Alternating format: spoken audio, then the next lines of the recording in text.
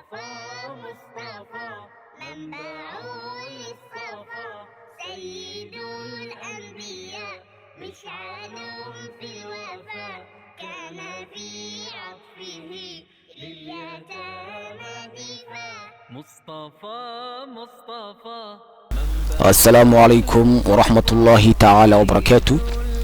قيادة كحيران كنالك السيدة أكاديمي waxaan idin leenahay duhur wanaagsan, galab wanaagsan, subax wanaagsan. insha Allah waxaan bilaaban doonaa cashirkeeni afraad lesson 4. cashirkan wuxuu ku saabsan yahay AEP ama loo qof oo wada sheekeysi sameynaya. marka hore waan aqrinayaa and then haduu al idmo sharxi doonaa. Okay. Which is better to study English or Arabic? Which is better to study English or Arabic? Arabic is better than English. Arabic is better than English. How can you prove that? How can you prove that? Because Arabic is written Holy Quran, and Arabic is the language which will be spoken in domestic. If Arabic is better than English, if Arabic is better than English, why do you learn English? Why do you learn English? Because if you don't know English, you can't get a job. Even if you go to another country, you can't understand the people of that country. So markaan waan sharxi doonaa which is better to study English or Arabic.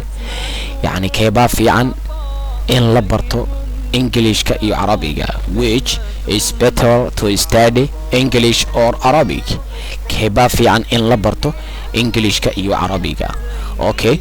wuxuu leeyahay marka qofkan xiga qofka labada qof oo sheekaysi sameynaya qofka xiga wuxuu leeyahay Arabic is better than English. Arabic is better than English.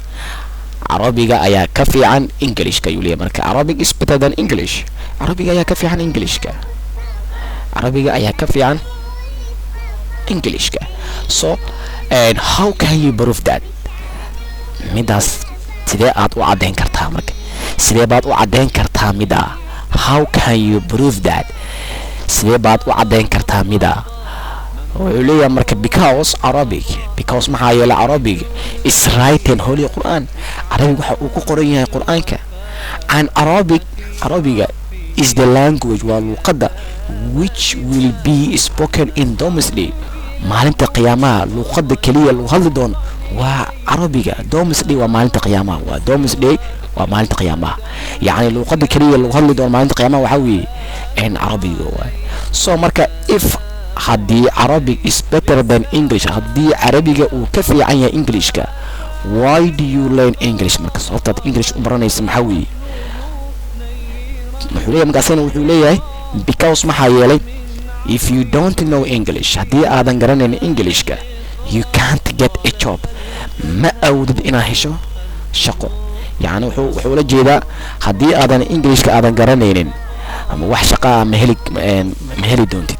so even xitaa if you go to another country, haddii aad aado wadan kale, you can't understand, ma fahmi doontid the people of that country, dadka wadankaas ku nool. wuxuu la jeedaa haddii wadan shisheeye ama aad tagto, haddii aadan Englishka aadan garanayn, yani ma awdid in dadkaasi aad isfahantaan ama aad wada sheekaysataan. isfahmi doonteen. so marka waxa weeye casharkan cashar muhiim waaye. wuxuu ka hadlayaa luqadda Carabiga English keebaa fiican. so marka ka ani ahaan ka macallin ahaan engineer Cabdinaasir, Carabiga horta waa sax weeye, waa maalinta qiyaamaha, waa luqadda kaliya lagu hadli doono weeye. laakiin Englishka in la bartana way fiican tahay oo waxa waa haddii wadan shisheeye aad tagto waa luqadda kaliya ku sahlaysa in dadka wadankaas ku nool inaad yani connect aad isla sameyn kartaan oo isfahmi kartaan. so marka intaas ayaan cashirkeena ku sameynaa. منبع للصفا سيد الأنبياء مشعل في الوفا كان في عطفه لليتامى دفاع. مصطفى مصطفى منبع للصفا سيد الأنبياء مشعل في الوفا كان في عطفه لليتامى دفاع.